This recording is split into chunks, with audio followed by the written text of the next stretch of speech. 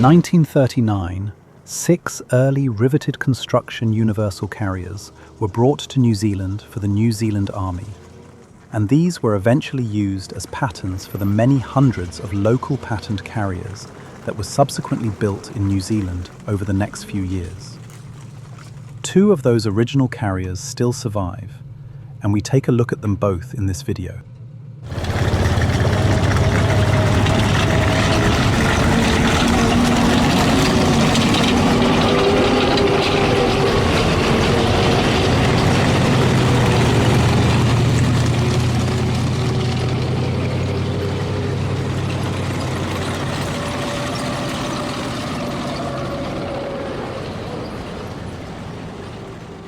Alrighty, Bruce Cameron, we're here in front of your Thornycroft carrier. Tell me a little bit about this one. Well, it's got quite a unique history really. It was one of 6 that came into New Zealand in 1939, just before the start of the war. And in those days it was the bee's knees of armoured tracked vehicles. It was one of the first armoured tracked vehicles that the New Zealand Army had, and they transported them all around New Zealand. And the other Thornycroft that the Waiouru Museum is an exact sister to this one, and they still carried their English road registration numbers underneath. Well, this one is HMH 243, and they were a model that the British produced before the war in their hundreds, and they went to either the Middle East or to France, and there were 2,000 carriers left behind at Dunkirk, and the majority of them were of this class. They were obsolete or out of date within a year, because this is actually the true Bren carrier. The next one was the universal carrier, and it went on from there. New Zealand built the LP2s and such like. It is this one now is the only privately owned one in the world, and that label there is the only one that exists. Yeah. So how long have you had this one? I've had it, well, my brother and I had our eye on it 42 years ago, and from the farm that it was on in Pigeon Bay, it went to a friend of ours, and that's where we spotted it. And, we wanted to buy it off him, but he said no, we want to use it for access to a gold mine on the west coast. So it was transported over there, but while it was sitting on the beach at Ross, somebody stole the fuel tanks out of it, and they put a 4-gallon tin in there to 4-gallon tin to fuel supply. And what happened, bumping, banging around, it fell over and caught the exhaust, caught fire and went over a bank, and they just left it there. And we contacted the owner again, and he said, oh well, he says, $450, it's yours. So my brother went over, put the tracks back on, and we dragged it out, but it's been a slow process for a long time, because we had no idea that, looking at it originally, it had never looked like any of the other carriers. We knew it was something really different about it, but I quietly put it back together as best I could. It was a wee bit like a Lego. It was the only way you could attack it, but the camouflage that's on it, the New Zealand Army put it on with a paintbrush in the first 6 months, and it was to copy a lot of what was on the English carriers. So how long have you had it? Yeah, well, it was 40 years ago that we managed to purchase it. Oh, was that's when you first got it? So, yeah, right, okay. yeah. And it basically was bought at that time, because there was none of this restoration type thing going on those days.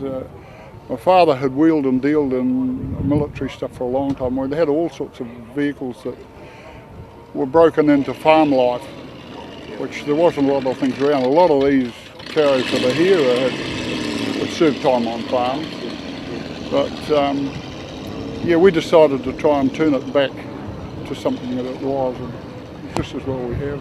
So when these first came into New Zealand, what were they used for, do you know? Well, to train the original troops of the NZEF. Charlie Upham may have even trained on this one. And the A8 on the side here was the first number that we know that it had at that time. But just slightly before that, it had they all had Roman numerals for the 6, and this was number 5. It's quite interesting that there's two have survived, and they're the only 2 left in the world. Yeah, it's quite impressive. Just having a look around this weekend, while there's 30 odd carriers here, have you had a count up at all to see how many variants? Obviously there's quite a few LP2As, LP2s. Well, it looks as though there's variants of all sorts. I've just been talking to another owner over there, and there's Canadian stuff mixed with English stuff and such like, but the majority of those here have been produced by General Motors in Wellington. It was the Australian design. I think that's why we've got so many, is that there were a lot of them here at the end of the war, because we had 22,000 vehicles at the end of the war. And I realise we had quite that many. Yeah, and the likes of the old GMCs, of course, ended up doing a lot of farm work, logging and all these sort of things here. But a lot of these were used for knocking down scrub. And this particular one, when it was stripped down, the old farmer used it for carting out fencing material and spraying equipment on the hill. It would have been ideal for those times. But, all right, Bruce, thank you very much. Thank you.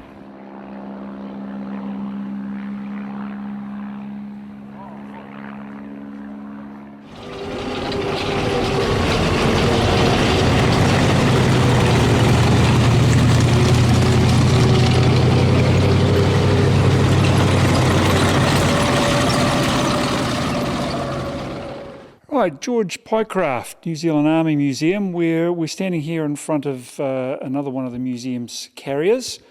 Tell me a little bit about this one. This is a scout carrier. There are 6 of them came to New Zealand round about 1939, and they were brought to New Zealand as the patterns for the New Zealand-made carriers. Now, worldwide, there were 222 versions of the universal carrier. They were made in just about every country in the world, and they were extremely popular for what they were. This particular one is one of 2 left in the world. One is owned by the Cameron brothers in the South Island of New Zealand, and of course this one is here in Waiouru, which makes them quite unique in their own way. So this was built in the UK, presumably, and then brought out to New Zealand? This was built by Thornycroft, of a design made by Carden-Loyd in Britain. Yes, it was brought out, as I say, as patterns. So how many were actually built here in New Zealand? Of the universal carriers, that I would have to get figures for you. Of the various types worldwide, were they all similarly based on the Thornycroft like this? Very, very similar. Yes, in appearance they all have, some of them were larger, some of them were smaller. Some of them actually had tank turrets on the top, small tank turrets. There were medical versions. There were just about everything you could name on these particular vehicles.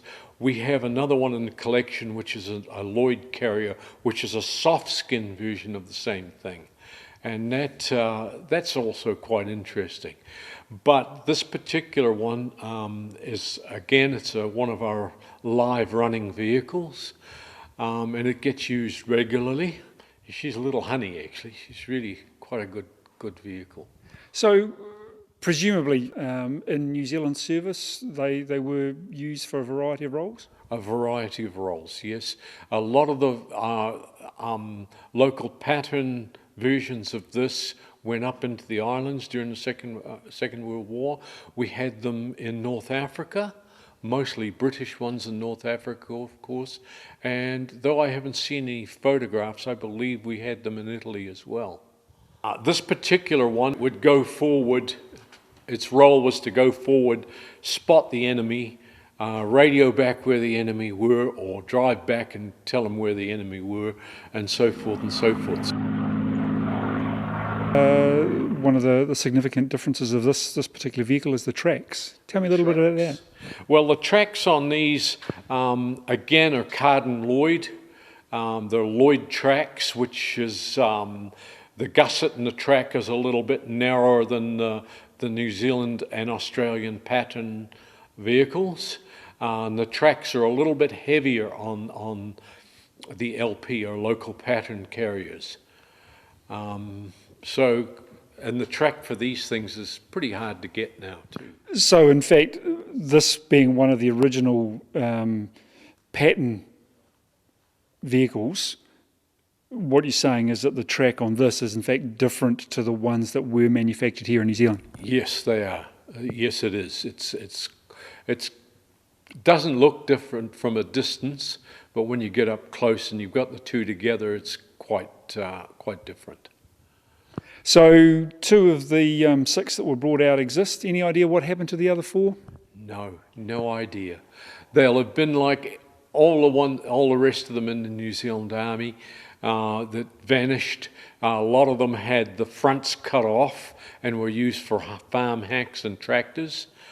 Now, I have heard the odd anecdotal story of some of these sorts of vehicles being used by the New Zealand Army after the use-by date for target practice. Would that be right? Yes, a lot of them were used for that.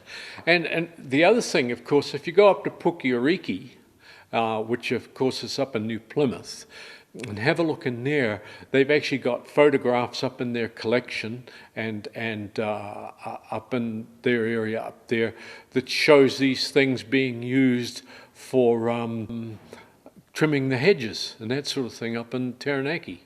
So certainly, like a lot of ex-World War II machinery, they found a very useful purpose after the war as well. They certainly did. In fact, I believe there were hundreds and hundreds of V8 engines for these. These have got a V8 Ford engine in them. British Ford engine, believe it or not. But there were lots of them that were utilised for all sorts of different things.